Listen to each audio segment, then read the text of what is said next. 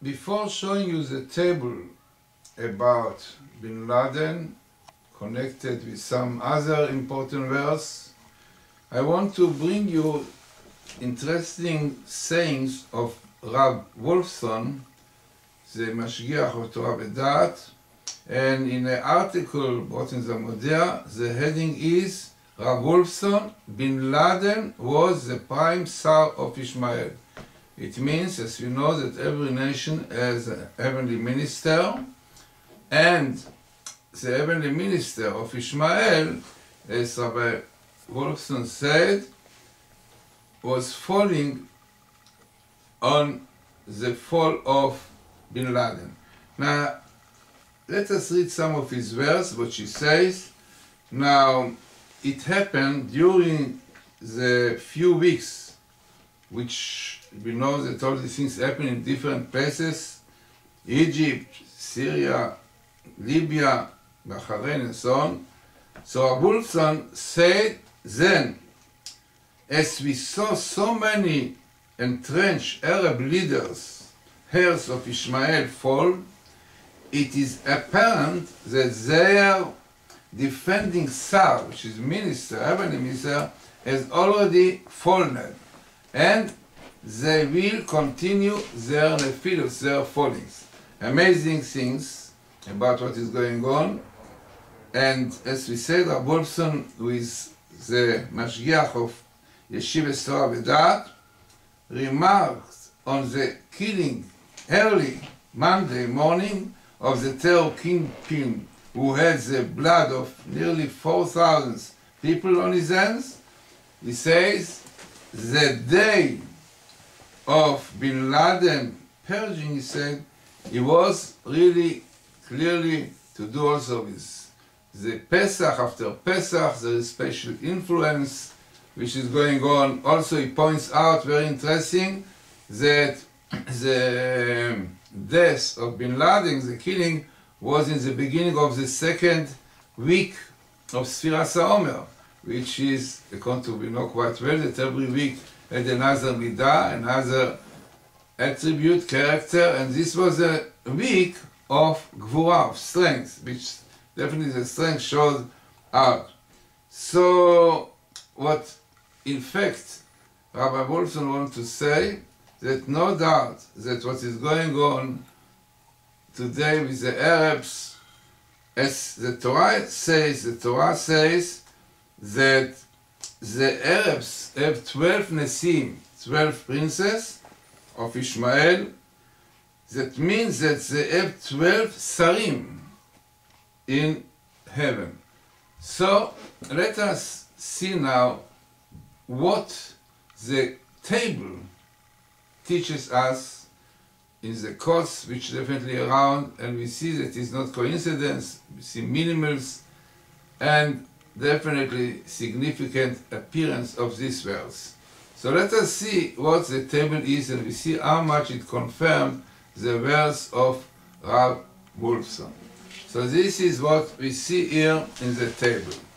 Now in the table we see here clearly the verse, as we see now, right? We see here Bin Laden.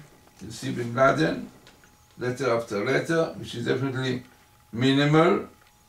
And we see also here now clearly coming out the year when it took place, that he was killed. You have a tough Shin Ain Aleph, and what we see here, Bin Laden together with Ishmael.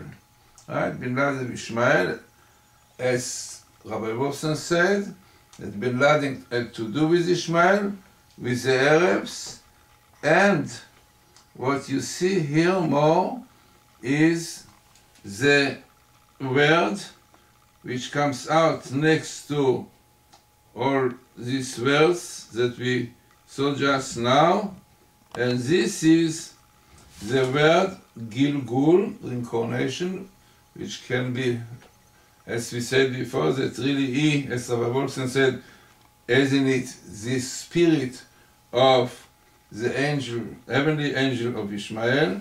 And here you can see the name of the angel, Rahab. This is the name of the angel, also in Egypt.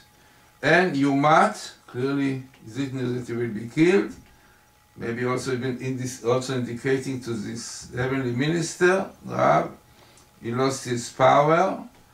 And here you have the force, which is really the force of the angel of Ta'ava, of lust. We know quite well there is an angel heavenly angel, which caused people to sin, mainly lust, prostitution, all these things to do with this. And this is A Lamed Yud Tav. We don't pronounce this name, but it is have to do with Laila, with yelling, Le'alel. So this is the evil force which is in charge of Tava, of lust. And we know that Ishmael, as is mentioned in many places, is connected with Chesed Shel Tumah, right? A lot of wives he needs and so on. So when Jews, unfortunately, as is written, are sinning in this area, it gives power to this evil force, which gives power to Ishmael. So here clearly coming this force. Interesting, you have the word here, Malach Hashem, because he's also the angel of God. You see, Malach Hashem, angel of God, as every angel has the word Kel in it, yeah? Michael, Sam, Kel, and so on. So here, Malach Hashem, which this force is going with it, and this is with Ishmael, and what you see here, the wording I have to see here, yeah, this is the story of the son of the Hagar, right? Ishmael is the son of Hagar, definitely referring to this, the Ishmael. Then, as we saw before, we have here and the connection of Ishmael, the evil force. And here, if we go a little bit higher, one line more, we can see some more interesting details about this story. You have here the months. You see Nisan, Nun, Yud, Samech, Nun. This was the month Nisan.